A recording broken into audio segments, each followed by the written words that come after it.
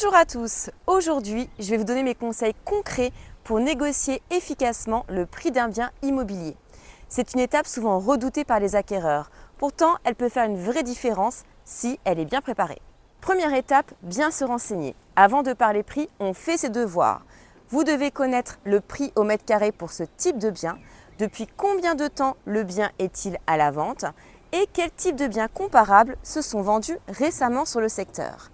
Un bien depuis longtemps en publication, dont le prix a été baissé, peut justifier une marge de négociation. Intéressez-vous également aux prestations du bien. Y a-t-il des travaux? Les charges sont-elles élevées? La copropriété est-elle vieillissante? Tout cela peut justifier une offre inférieure. L'étape numéro 2, construire une offre cohérente. Une bonne négociation, ce n'est pas une guerre des prix. C'est une discussion respectueuse et argumentée. Basez-vous sur ce que vous avez analysé juste avant. Le bien nécessite 15 000 € de rénovation, le prix est au-dessus du prix du marché et le bien est à la vente depuis un moment. Et surtout, restez factuel. Le but n'est pas de dévaloriser le bien, mais d'avancer un argumentaire réfléchi. La troisième étape, rassurer le vendeur. Une négociation, c'est aussi une question de confiance.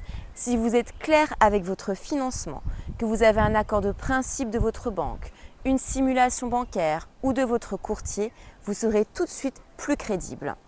Un vendeur préfère largement une offre un peu plus basse, mais dont le financement est validé, qu'une promesse haute avec un financement bancal.